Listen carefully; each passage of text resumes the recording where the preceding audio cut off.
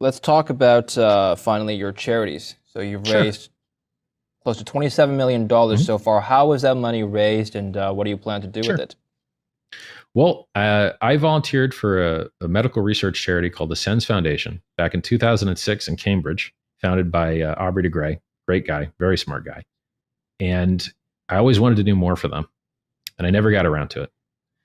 So I said, you know what? I'm making a new coin. It's called Pulse. It's better than Ethereum. It fixes a ton of things that are wrong with Ethereum. It gets rid of the miners destroying the environment. It's better for the price. It has better staking where you hold your keys instead of giving them to somebody else. It's the world's largest airdrop. You get 10,000 per coins. It burns 25% of the fees. There's no inflation. It's amazing. And the code's done. And I said, you know what? I got to give this out for free to somebody. So who am I going to give it to? I'll give it to people that donated to the SENS Foundation. And so the SENS Foundation is a registered 501c3 charity, has been for over a decade. You can get a tax write-off by donating to them from the United States, Canada, the UK, some affiliate countries in Europe. And then they're going to go do medical research that may save your life, your kids' lives, your pets' lives. It's absolutely amazing. This isn't like one of those charities that you go give to it and you and your kids don't benefit from it.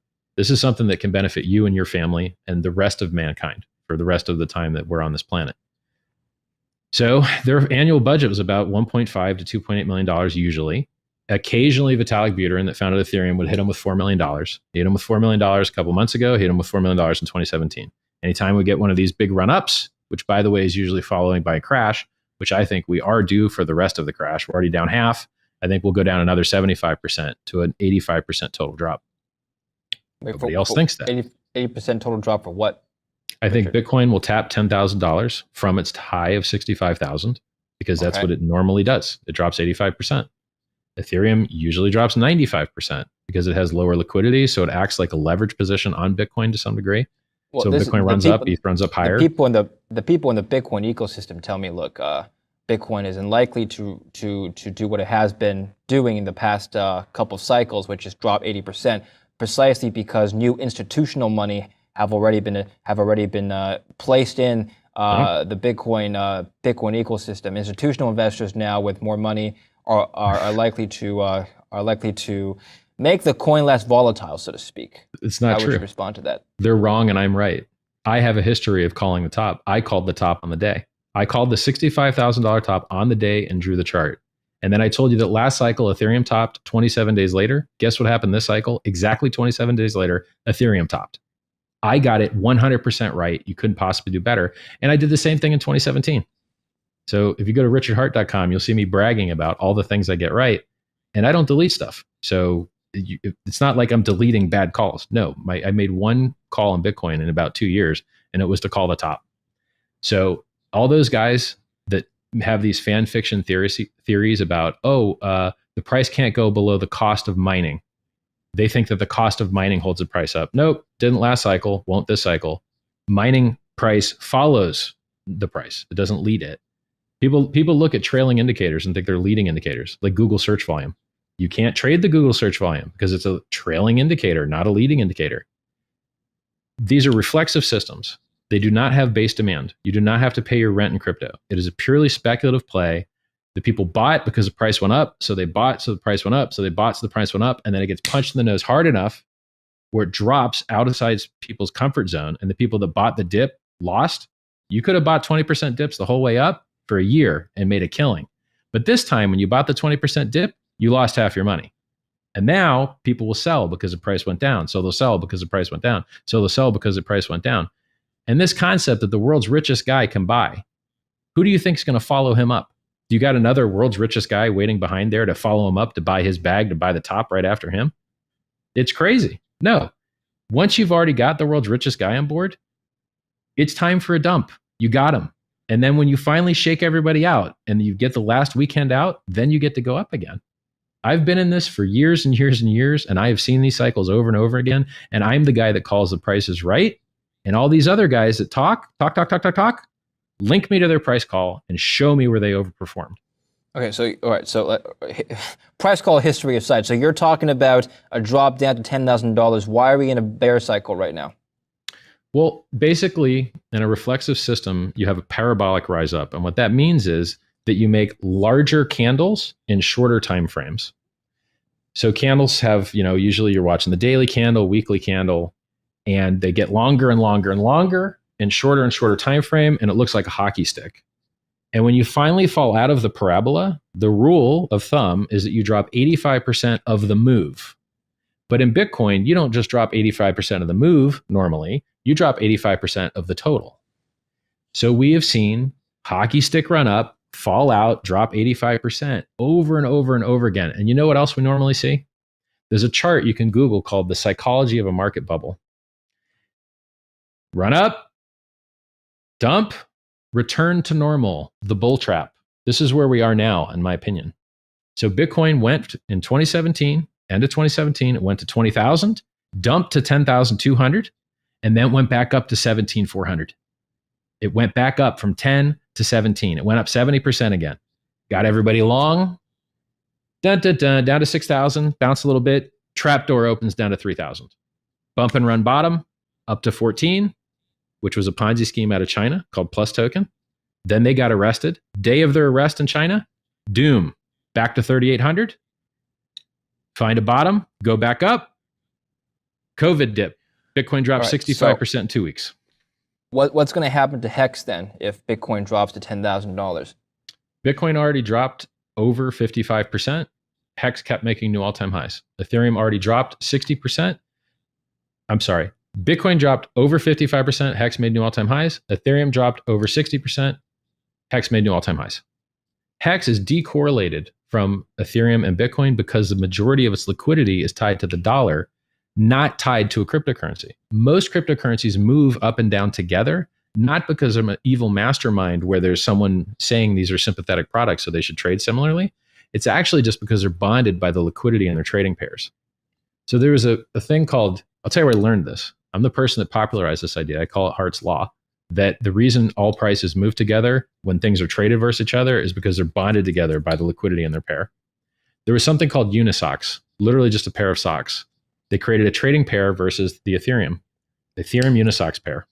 Ethereum price goes up 20x. Guess what happens to the price of a pair of socks? It goes to $40,000. That's when I learned, wait a second, these socks aren't worth $40,000. Why are they priced at $40,000?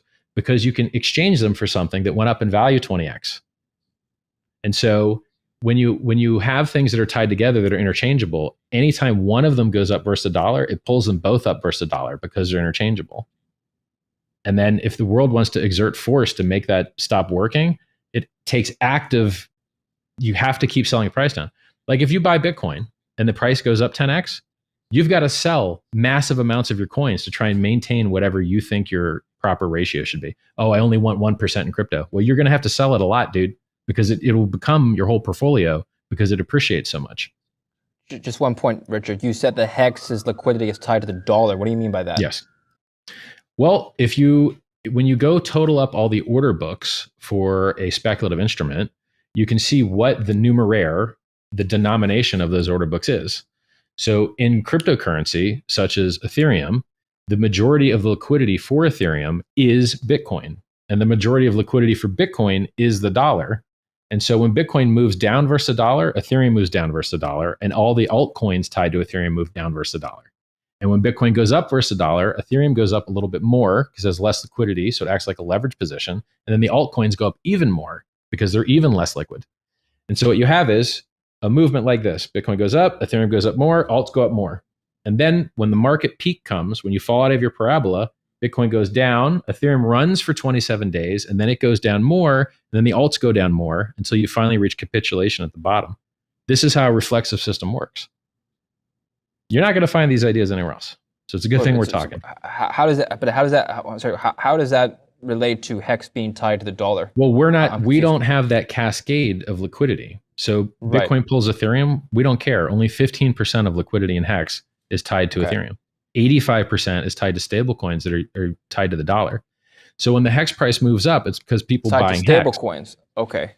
Right. But how does it, if it's tied to stable coins, how is it able to have a 2,700% return over the last 1 year? I'm confused.